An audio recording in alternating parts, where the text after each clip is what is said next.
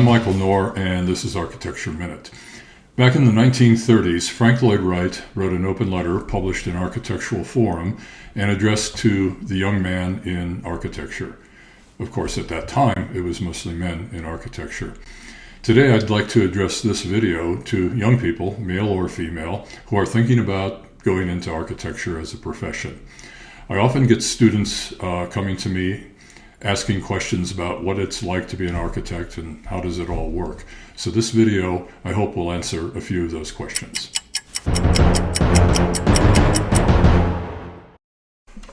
The number one question I get is, how much money does an architect make?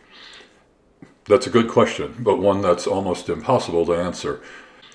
The truth is that only a very few architects make significant money in architecture. There are some that are famous and probably make quite a bit of money. These are people at the top of the field with an international reputation. Some call them starchitects. They are recognizable in the architectural community in the same way as movie stars. People like Frank Gehry, Zaha Hadid, or Daniel Libeskind. But not everybody is a star. With Hollywood stars, there is an army of regular actors, bit players, and extras supporting them. And behind the starchitects, there are armies of supporting architects who are not famous and are not rich. If you're in it for the money, the same investment in time and education may yield better results in law or medicine or in the tech industry. The second most frequent question I get is, do I have to be good at math? Career counselors may tell you that math skills are essential for architecture. I say that is partially true.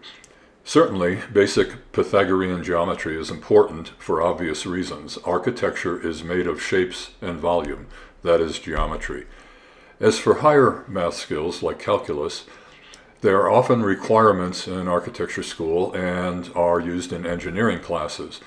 Most architects never use this kind of math in real life.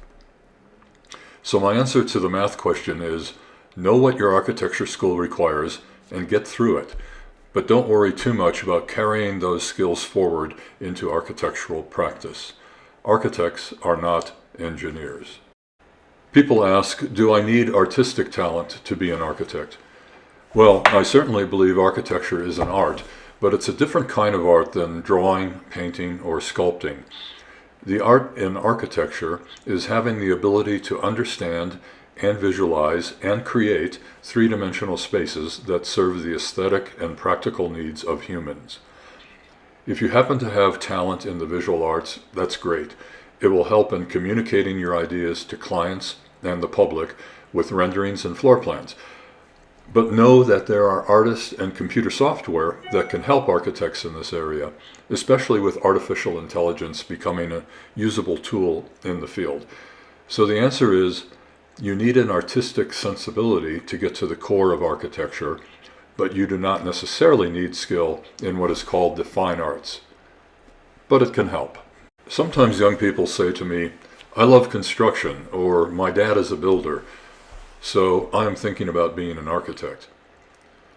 Being familiar with construction is great. It is an asset to any architect, but construction is not architecture. Architecture is a cerebral exercise combining client needs, knowledge of codes, budget constraints, and a talent for three-dimensional visualization. Maybe your real talent and interest is in construction management or some other field related to architecture.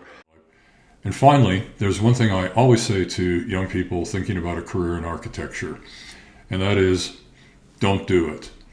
That is, unless you have a passion for it. It's sort of like the priesthood. If you don't have a calling to be an architect, you'll probably be unhappy devoting your life to it. Find something that will make you happy.